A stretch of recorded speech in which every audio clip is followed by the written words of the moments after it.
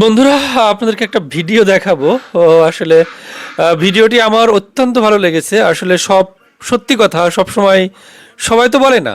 মানে আমাদের জগতে বেশিরভাগ মানুষই তো স্টেজে উঠে বা বিভিন্ন মঞ্চের প্রোগ্রামে বা জনসম্মুখে যে কথাগুলো আপনারা শোনেন তার 95%ই তো মিথ্যে কথা।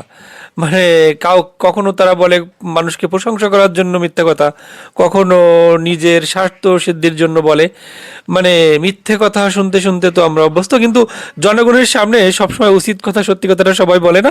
আপনাদেরকে একটা ভিডিও দেখাচ্ছি। আমাদের বাংলাদেশের অত্যন্ত জনপ্রিয় একজন বক্তা, আপনারা সবাই তাকে চেনেন, তার নাম বলার দরকার নেই। এই বক্তা কিন্তু একটা মানে খুব সঠিক একটা কথা বলেছেন। তো কি বলেছেন আপনারা তার মুখেই শুনুন। আমি একটু চুপ এখন তো থাকছি, আপনারা ওয়াজে আর শুনুন। কোনো ওয়াজ নাই, ওয়াজে কের ওয়াজ আছে?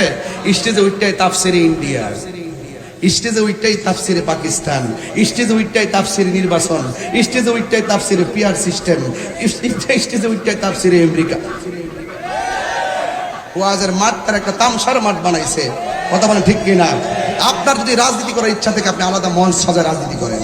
আপনি যেই মাঠের মধ্যে বসে আপনি কথা বলেন, আপনি একটা পক্ষ নিয়ে কথা বলেন, এই মাঠের মধ্যে। তো আপনারা শুনলেন তার কথা। আসলে আমার কাছে কথাগুলো খুব ভালো লেগেছে।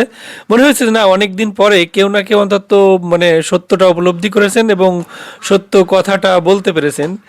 তো যাই হোক, ধন্যবাদ বক্তাকে তার এই সঠিক কথাটি সঠিক জায়গায় বলার জন্য। অনেকদিন পরে হলেও একটা সত্য কথা শুনলাম, ভালো লাগলো। ধন্যবাদ ভাইকে।